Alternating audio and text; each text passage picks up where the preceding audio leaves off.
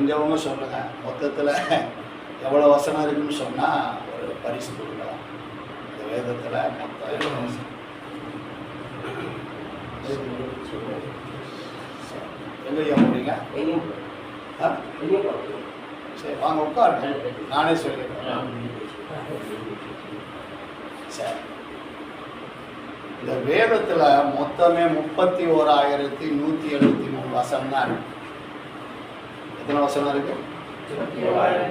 31,173 வசனம் தான் இருக்கு. இப்போ நம்ம ராபின்ஸ் ஐயா 3000 பாட்டு எழுதிட்டார்.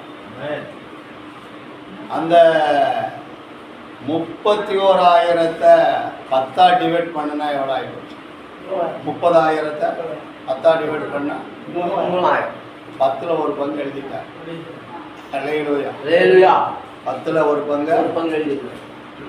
அந்த ஒரு பங்கு இல்லை. இந்த பாடலை நான் பார்த்தேன். சில பாடல்ல 20 வரி இருக்கு.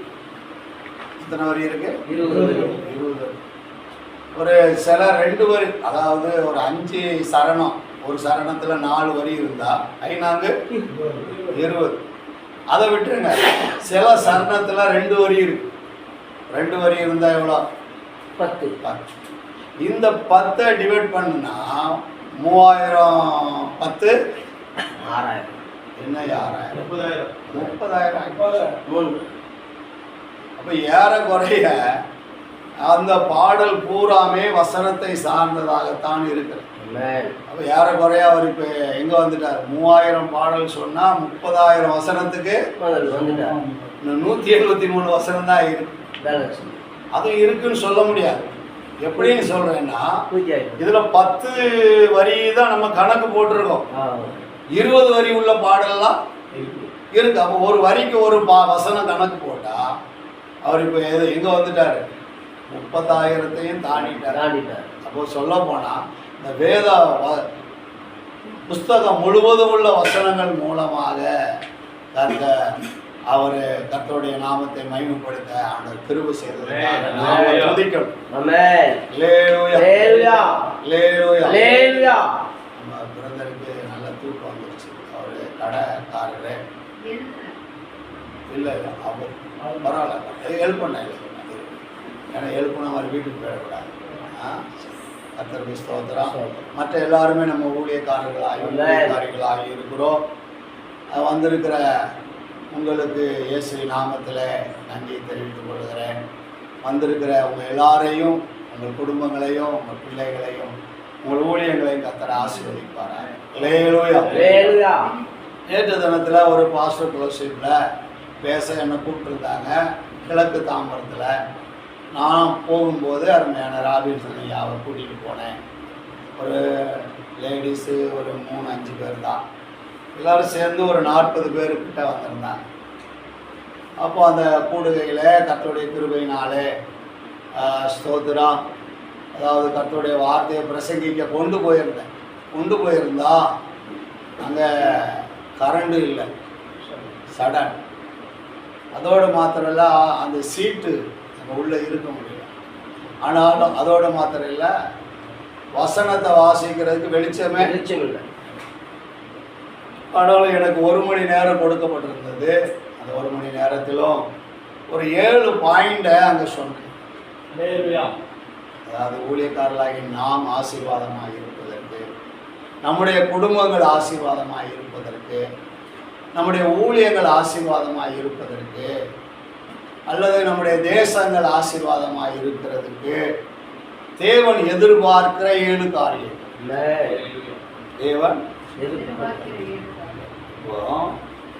தேவன் எதிர்பார்க்கிற காரியம் என்ன? நாம் ஆசீர்வாதமாக இருப்பது, நம்முடைய குடும்பம் பிள்ளைகள் ஆசீர்வாதமாக இருப்பது.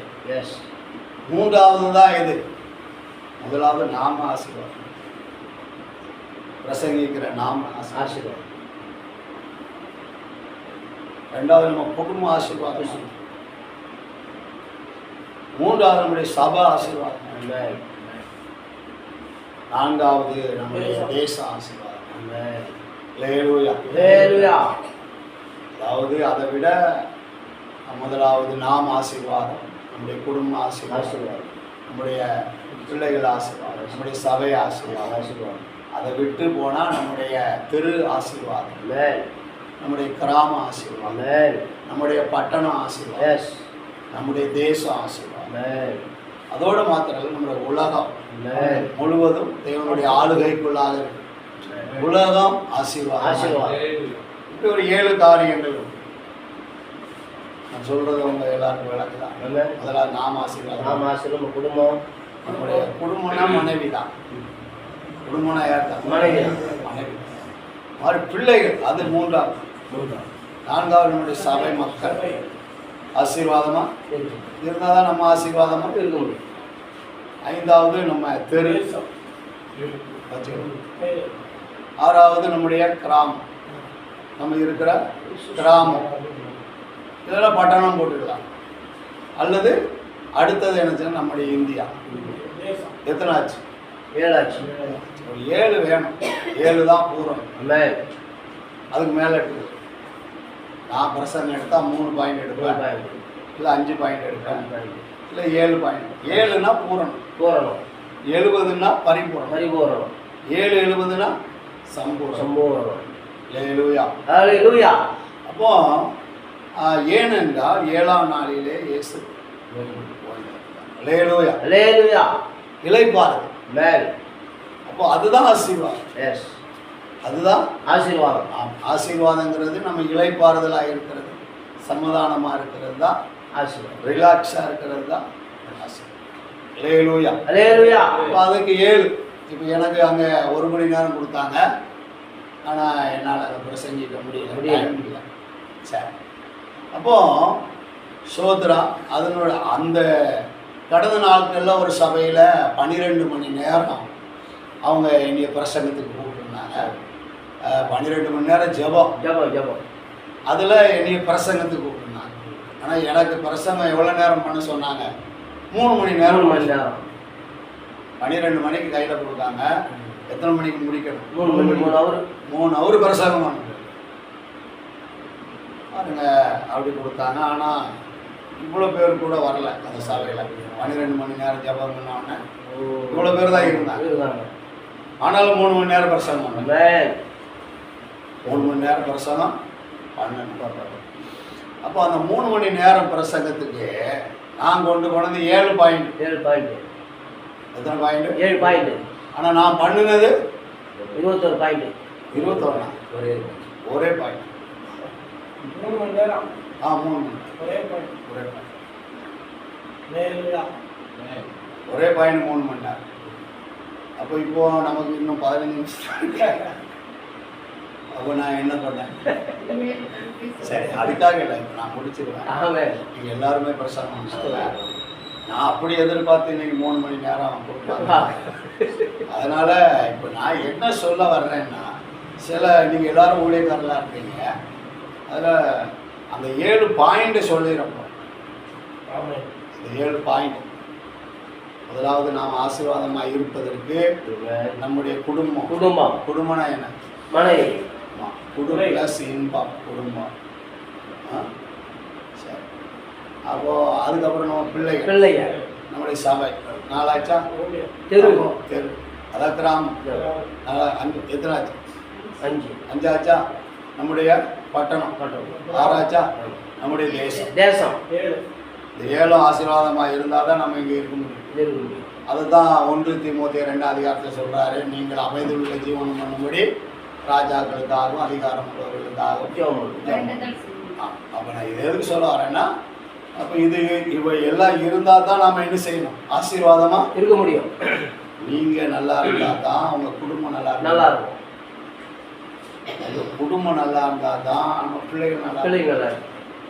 நம்ம பிள்ளைகள் நல்லா இருந்தால் தான் நம்மளுடைய ஊழியம் நல்லா இருக்கும். சபை நல்லா இருக்கும். நம்ம சபை நல்லா இருந்தால் தான் நம்ம மற்றவங்களுக்கு கிராமத்துக்கு எப்படி இருக்க முடியும்? அக்கம் பக்கத்தில் கிராமத்துக்கு மற்றவர்களுக்கு எப்படி இருக்க முடியும்? ஆசீர்வாதமாக இருக்க முடியும். நம்ம கிராம ஆசீர்வாதமாக இருந்தால் அது நம்ம பட்டணத்துக்கே வெளிச்சமாக. நம்ம பட்டணமே வெளிச்சமாக இருந்தால் நம்ம தேசத்துக்கு அது ஆசீர்வாதமாக இருக்கும். நம்முடைய தேசம் ஆசீர்வாதமாக இருந்தால் உலகத்துக்கே மாதிரியா.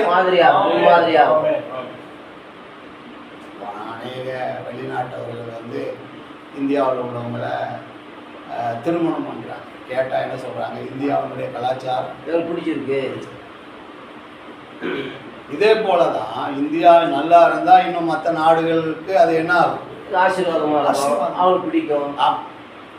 இப்போ இதே போல் இதுக்கு ஒரு 7 காரியம், இந்த 7 ஆசீர்வாதம் நமக்கு உண்டாக ஒரு 7 காரியம். அதை நான் என்ன சொன்னேன்னா, நேற்று கூட நான் எனக்கு டைம் இல்லை, உங்கள் ஆசீர்வாதத்துக்காக சொல்கிறேன், என்னுடைய ஆசீர்வாதத்துக்காக நான் சொல்கிறேன். இப்போ நீங்கள் 2, 3, 5 ஊழியக்காரங்க வருவீங்கன்னு நான் நினைக்கிறேன். ஊழியக்காரையும் கொண்டு வந்திருக்காரு. 6 ஒரு தலைமை பாஸ்டர் இருக்கார். 7 பேர் இருக்கும். 7 நாளே பூர்ணம் தான். காணாதுக்கு ஒருத்தர் இருக்கிறார். ஆமாம், அவர் ஒரு யூதாஸ் போன உடனே ஒரு மத்தியாசா மாறினார்.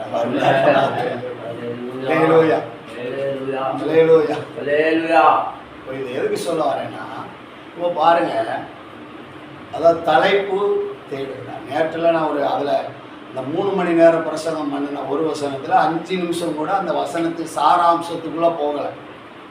அதனால் இன்றைக்கி அதை நான் உங்களுக்கு நினைப்போம். அப்போ நான் எசேக்கியேல் புஸ்தகத்தில் தான் அந்த மெசேஜை நான் கொண்டு வந்தேன்.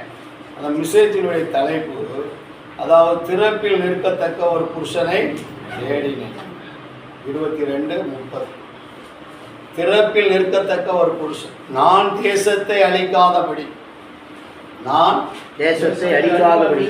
திறப்பில் நிற்கத்தக்க ஒரு புருஷனை தேடினேன், ஒருவனை தான். அப்போ தலைப்பு தேடுகிறார். தேவன் தேடுகிறார். எதுக்கு? தேசத்தை அழிக்கக்கூடாது. தேசம்னா இப்போ இந்தியா தேசம். அப்போ இந்த தேசம் ஆசீர்வாதமாக இருக்கணும்னு யார் விரும்புகிறார்? தேவன் விரும்புகிறார். 2வது, இந்த இந்தியா தேசத்தில் நாம் சென்னை பட்டணத்தில் இருக்கணும். அப்போ இந்த சென்னை பட்டணம் ஆசீர்வாதமாக இருக்கணும்னு யார் விரும்புகிறார்? தேவன். 3வது, இந்த சென்னை பட்டணத்தில் இந்த 51 கிராமத்தில் நாம் இருக்கோம். அப்போ இந்த கிராமம் ஆசீர்வாதமாக தேவன் விரும்புகிறார். 3 வச்சா. 4வது, ஆண்டவர் இந்த 51 பகுதியில் உங்களுக்கு ஒரு சபையை தந்திருக்கார். இந்த சபை எப்படி இருக்கணும்? ஆசீர்வாதமாக இருக்கும். 5வது, இந்த சோத்ரா அந்த சபையில் இருக்கிற நமக்கு ஒரு பிள்ளைகளை தந்திருக்கார். அது எப்படி இருக்கும்? ஆசீர்வாதம். நமக்கு ஒரு ஏற்ற துணையை அது எப்படி இருக்கும்? ஆசீர்வாதமாக இருக்கும். இப்போ நான் சொல்றத இது அழியாதபடி. எது இது அழியாதபடி?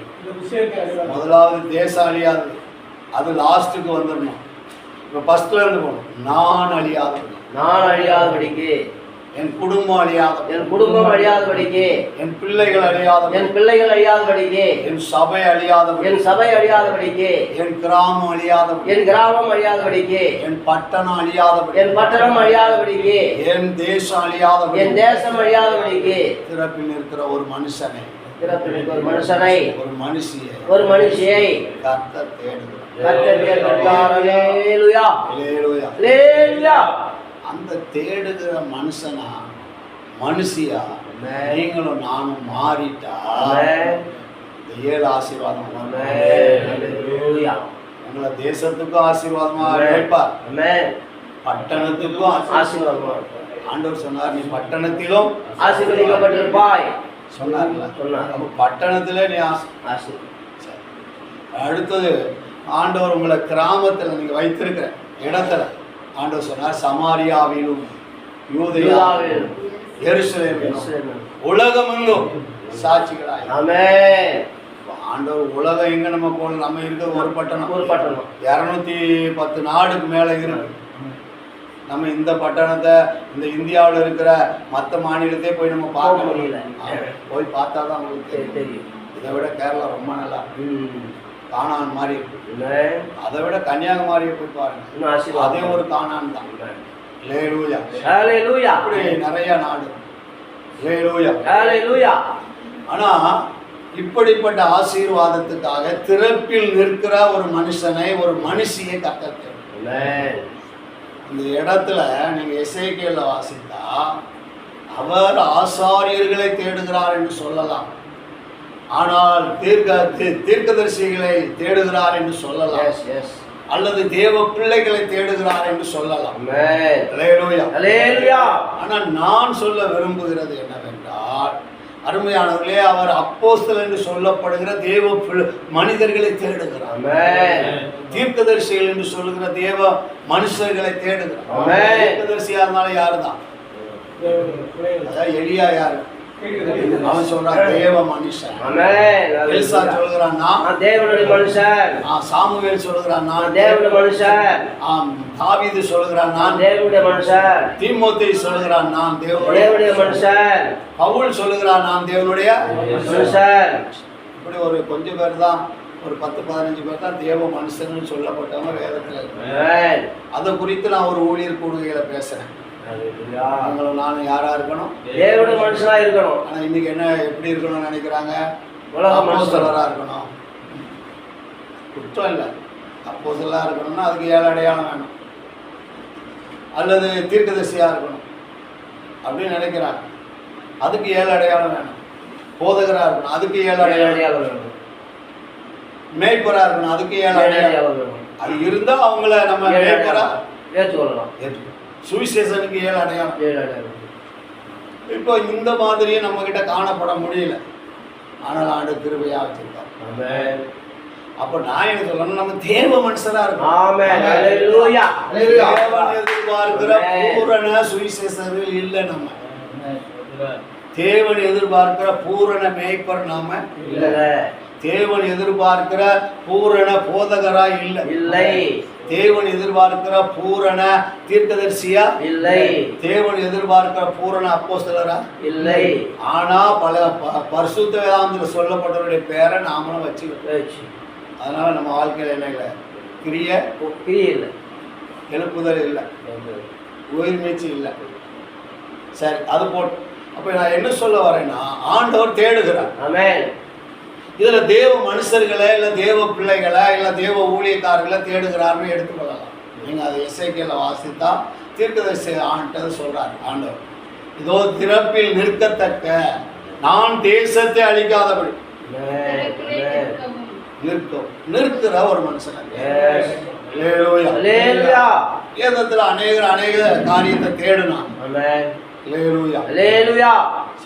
அதாவது நம்ம சவுல் கழுதை தேடணும். ஆனால் சாமுவேல் தீர்க்கதரிசிட்ட வந்தபோது அது சாமுவேல் தீர்க்கதரிசி சொன்னார், உன் தகப்பன் கிசு கழுதை கிடைச்சிக்கிட்டு, ஆனால் இப்போ உனக்காக கவலைப்பட ஒன்றை தேடுகிறான். அதுபோல தேவன் நம்மளை தேடுகிறார். நாம எதை தேடிட்டு இருக்கோம்? கழுதைய தேடுறோம். சரி, விட்டுருவோம், அதை விட்டுங்க. லூக்கா 15 அதிகாரத்தில் அவர் சோத்ரான் காணாமற் போன வெள்ளிக்காசு என்ன செஞ்சான்?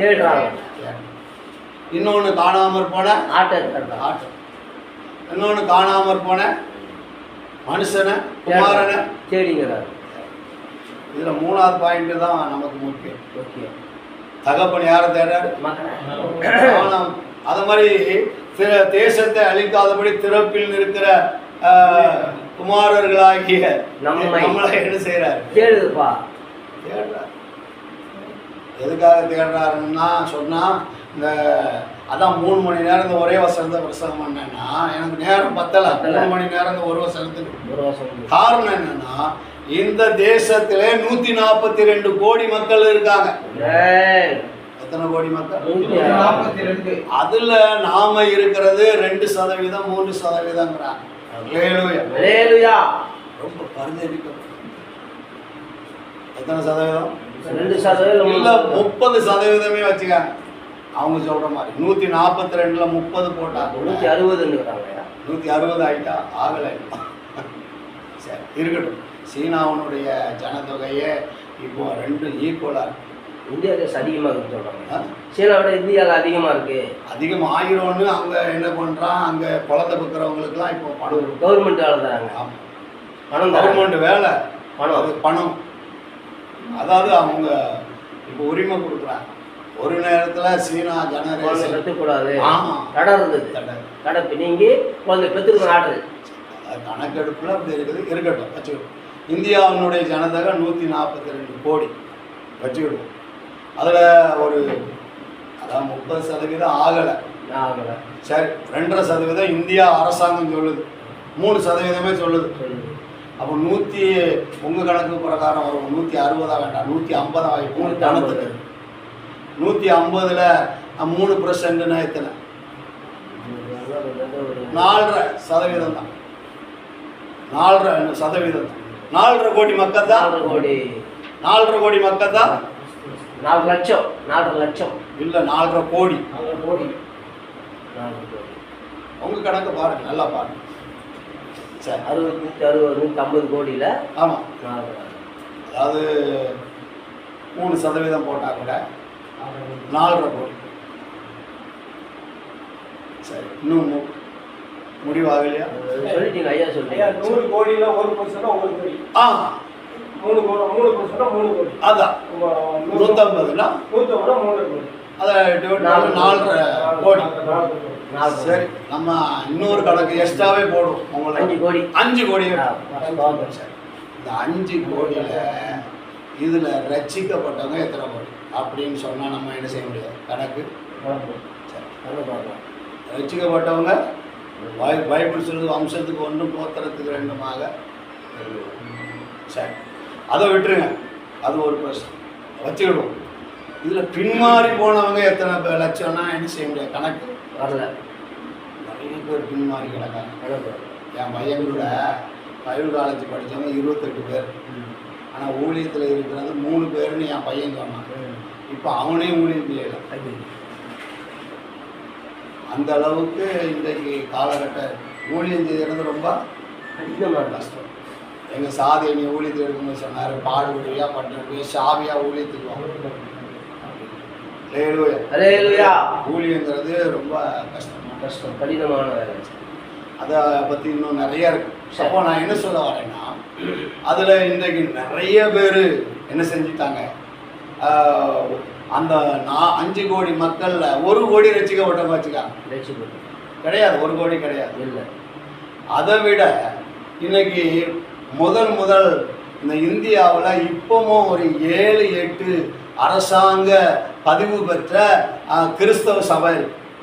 அதில் முதல் சபைன்னு பார்த்தீங்கன்னா ஆர்சி, 2வது சபைன்னு பார்த்தீங்கன்னா சிஎஸ்ஐ, சால்வேஷன் ஆர்மி, லுத்ரன். அதுபோக சோத்ரம் இருக்கிற இன்னும் 2 சபை இருக்குது. அதில் ஒன்று அட்வன், இசிஐலாம் அதில் வரல. அது வந்து இண்டிவிஜுவல் சபையில் தான் வருது. சிபிஎம்ஏ வரல, அரசாங்க ரிஜிஸ்ட்ரேஷன் கிடையாது. ஆனால் செனால்டை இப்போ சேர்த்துருக்கான். செனால்டுக்கு ஒரு அங்கீகாரம் கொடுத்துருக்காங்க. ஆமாம், இப்போ சிபிஎம்ல இல்லை, செனால்டுங்கிற ஒரு ஐக்கியத்துக்கு இப்போ அரசாங்கம் ஆமாம் கொடுத்துருக்காங்க. ஆமாம் கொடுத்துருக்காங்க.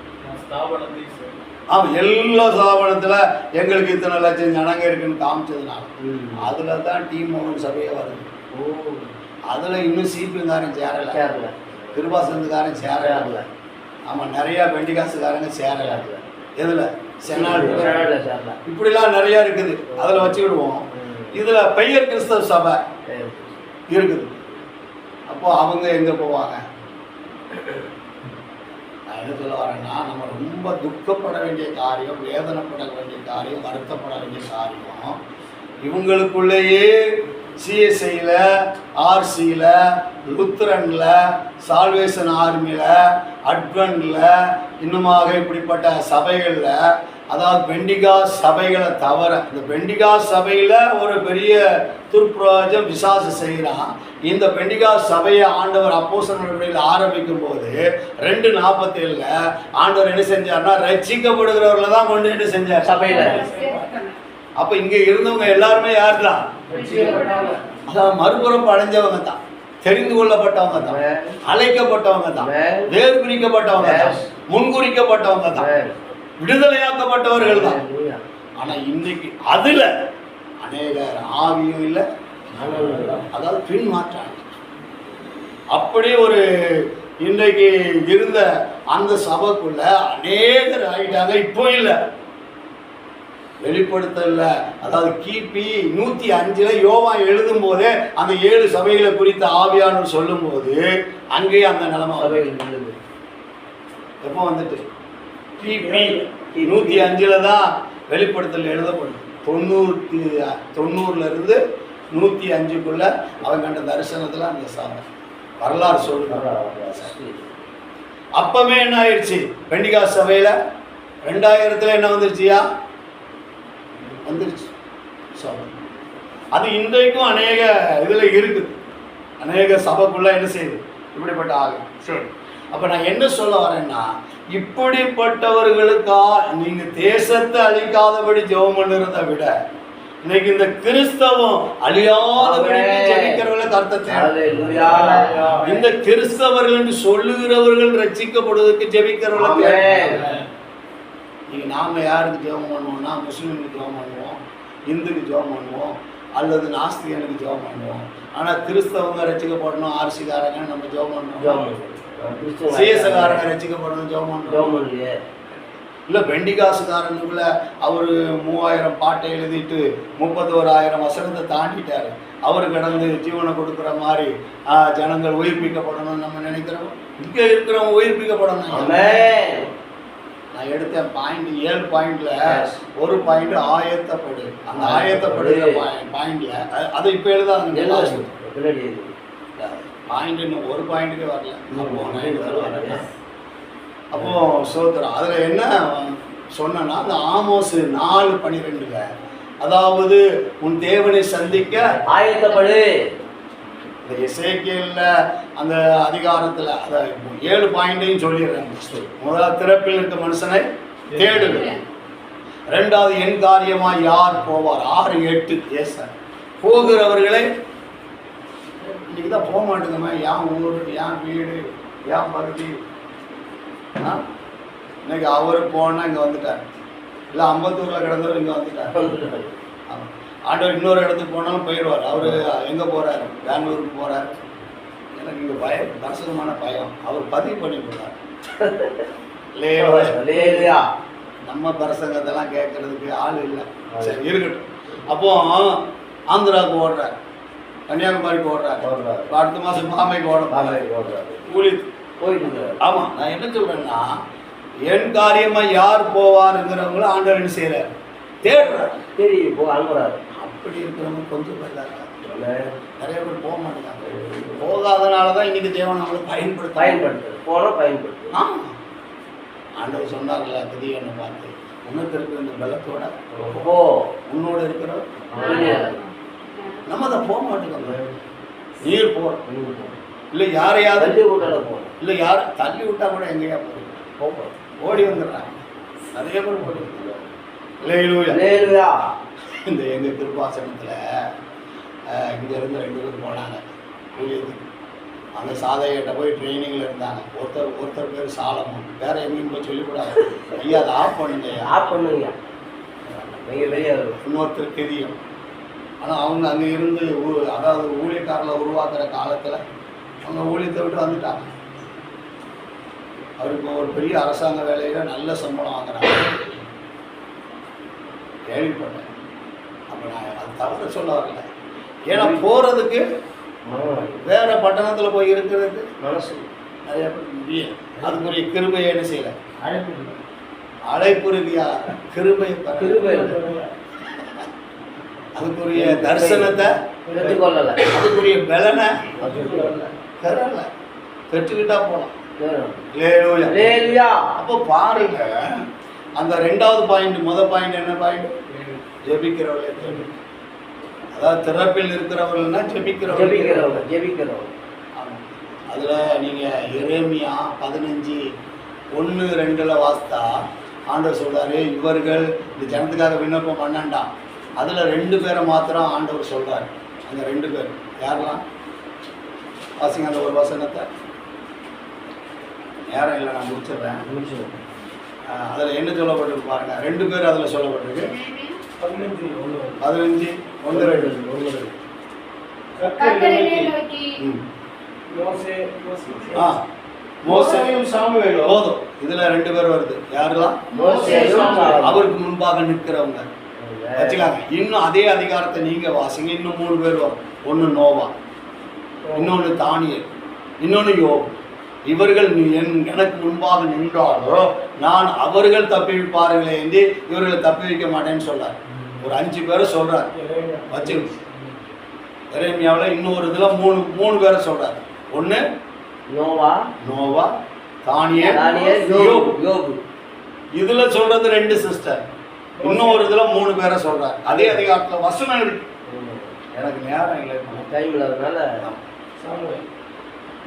இன்னும் 3 பேரை சொல்றார். நோவா, யார் யாரு? தானியேல், யோபு. 5 பேர் நின்னாலும் அப்ப அவங்க நிக்கிறவங்கன்னு ஆண்டவர் சொல்றாரு.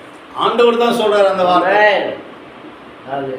அப்போ அதே மாதிரி நின்று ஜெபிக்கிறவங்க வேணும். கண்டிப்பா. அல்லேலூயா. சிறப்பில் இருந்து பல மணி நேரம் ஜெபிக்கிற மனுஷன்.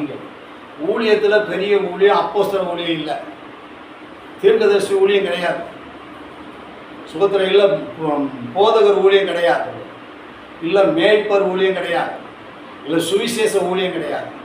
ஜெபிக்கிறதுலே பெரிய ஊழியம் ஜெப ஊழியம். நீங்க லூக்கா 2:36 வாசித்தா அன்னாள் என்கிற 84 வயது உள்ள ஒரு விதவை குறித்து அங்கு எழுதப்பட்டிருக்கிறது.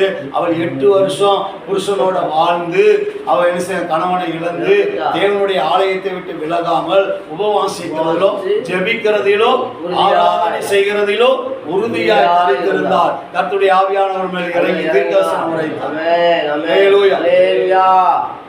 அப்போ அந்த அன்னாளை போல ஜெபிக்கிறவர்களை தேடுறோம், ஜெபிக்கிற தேவ மனுஷர்களை தேடுறோம்.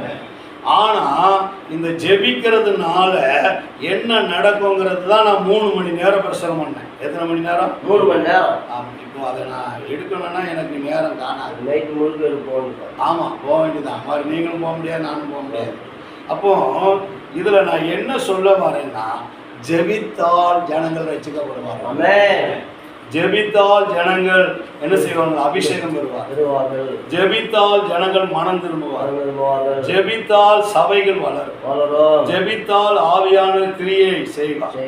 ஜெபித்தால் அங்க என்ன செய்வார்? ஜனங்கள் ஞானஸ்நானம் பெறுவார்கள். ஜெபித்தால் ஜனங்கள் வருகைக்கு ஆயத்தப்படுவார்கள். இந்த ஏழை இல்லைன்னா அவன் எந்த அப்போஸ்தலனா இருந்தாலும் அங்க ஒரு கிரியை நடக்காதையா? ஐயா நீங்க சொல்லுங்க, நான் தெரியாம சொல்றேன். ராபின்சன் ஐயா சொல்லுங்க. இல்லை நான் தப்பா சொல்றேன்னா சொல்லுங்க. சொல்றீங்கயா?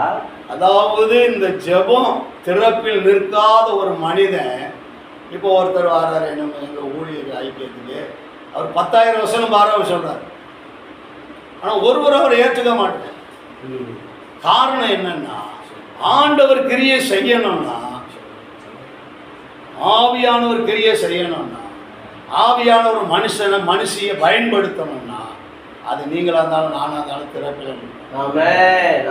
அவர் சொல்றாரு, அதாவது நீ நதியளவு தண்ணீர் விடுங்க. நம்ம அப்படி விட முடியுமா? சியோன், அதாவது உன் கண்கள் தண்ணீரும் என் தலை நீரூற்றுமானால் நலமாயிரும் 9:1 சொல்ற தலை. அதாவது சகரியாவில் சொல்றாரு, நான் தாவீதின் குடும்பத்தார் மேல விண்ணப்பத்தின் ஆவி கிருபையின் ஆவி ஊற்றுவேன், அப்பொழுது அவர்கள் தலைச்சன் பிள்ளைக்கு அழுகிறது போல என்ன செய்வார்கள்? அழுவார்கள் சொல்றார். அப்போ இன்னைக்கு அந்த ஆவி நமக்கு இருக்கா?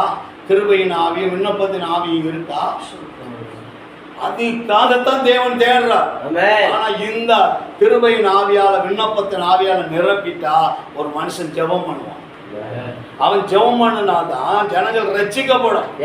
அப்போ சொன்ன முழுவதும் பாருங்க, இந்த ஜெபத்தினாலதான் இந்த 7 காரியம் நடந்தது. 2ஆம் அதிகாரத்துல அந்த 7 உபதேசங்களுக்கான காரியங்களை, அதாவது ரட்சிக்கப்படுவதில் கர்த்தரே சேர்த்தாங்க. இன்னைக்கு நாம எவ்வளவு பேருக்கு எவ்வளவு உதவி செஞ்சு என்னெல்லாமோ பண்ணி கொண்டு வைக்க ஓடிடுறான், அனுப்ப முடியல. காரணம் என்னன்னா, பிதா நடாத நாட்டெல்லாம் ஆமா ஆண்டவர் சொன்னா, உன்னா நான் என்னுடைய ஆலயத்துல என்ன செய்வேன்? தூணா அதுல இருந்து ஒரு காலம் பிடுங்க முடியாதுன்னு சொல்றாரு. ஆனால் இப்போ பிடிங்கிட்டு போயிடுறான் மற்ற சபைக்காரன். ஆமாம், நான் தப்பாக சொல்கிறேன் ஐயா. கரெக்டாக சொல்கிறீங்க. அப்போ இதுக்கெல்லாம் காரணம் என்னன்னா, யார் நட்டுருக்கோம்? பிதா நடாத நாட்டு. அதோடு மாத்திரம். ஆனால் அந்த அப்போஸ்தலர் 2:47 ரட்சிக்கப்படுகிற தேவன் அனுதினமும் சபையில் சேர்த்தா. ஹல்லேலூயா. அதுக்கு காரணம் அவங்க ஜெபம் பண்ணாங்க. ஆமென்.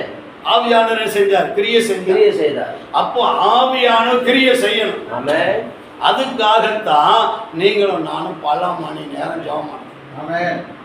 நான் நேற்று என்னுடைய சாட்சி சொன்னேன். சாதையாகிட்ட என்னைய ரத்தனம் பாஸ்டர் அனுப்புகிறார், போய் ஜெபம் பண்ணிட்டு வாங்க, ஊழியத்துக்கு ஊழியம் செய்யணும். அங்கே போனால் அவர் சொல்கிறார், தம்பி 2 மணி நேரம் போய் ஜெபம் பண்ணினார். ஜெபம் பண்ணிட்டு வந்தேன். ஆண்டவர் இன்னும் பேசலைனார். மறுபடியும் 2 மணி நேரம் போய் ஜெபம் பண்ணார். ஜெபம் பண்ணிட்டு வந்தேன். ஆண்டவர் பேசலைன்னார். அப்புறம் இன்னும் 2 மணி நேரம் ஜெபம் பண்ணினார். நான் அப்படி முழித்தேன். முழித்ததை பார்த்தோன்னு சொன்னார், அங்கே கஞ்சி இருக்குது குடிச்சிட்டு போன்ட்டார். ஊழியம் செய்யறதுக்கு தகுதி இல்லைன்ட்டார். என்னன்னு கேட்டா, ஜெபிக்க முடியாதவன் என்ன செய்ய முடியாது, ஜனங்களை ரட்சிக்க முடியாது. அவன் பிரசங்கம் பண்ணாலும் என்னதுதான் இன்னைக்கு. அதனாலதான் நம்மளுடைய சபைகள வளர்ச்சி இல்லை, நமக்குள்ளே வளர்ச்சி இல்லை.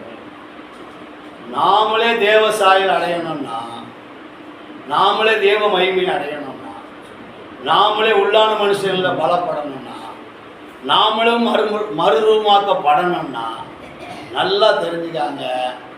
நீங்களும் நானும் திறப்பில் நிற்கலன்னா நமக்குள்ள இந்த கிரியை நடக்காது. நம்ம பரலோகத்துக்கு போக முடியாது. ஐயோ, உங்களை சொல்ல, நான் என்ன ஒவ்வொருத்தரும் சொல்லுவேன், தப்பா சொல்றேன். இன்னைக்கு தவறான உபதேசங்கள் இருக்கு.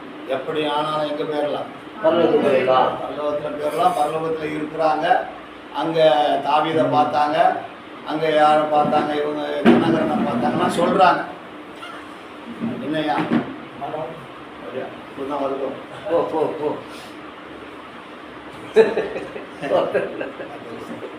அப்போ நான் என்ன சொல்ல வரேன், இந்த ஜபிக்காத மனிதன், அதாவது நான் இந்த ஜபத்தை குறித்து நிறைய காரியங்கள், அதுதான் 3 மணி நேரம் பேசணும்.